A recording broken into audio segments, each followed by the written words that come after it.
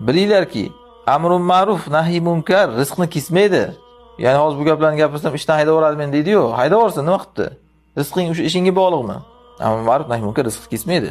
Bola chaqang kim boqadi hozir senga bir narsa bo'lsa deydi ba'zilar. Biz boqamiz bola chaqani. Alloh boqadi bizdan bola chaqani ham. Yoki o'lib ketasan deydi ba'zilar. Hali aytayaptilar qarang. Amrun ma'ruf, nahiy munkar ajalni yaqinlashtirmaydi. Ishlar samodan yerga tushadi, xuddiki yomg'irning qatrasi tushganidek. Har bir ish, rizq, ajal Alloh huzuridan tushadi, Alloh taqdir qilgandek. Ziyoda nuqsonsiz.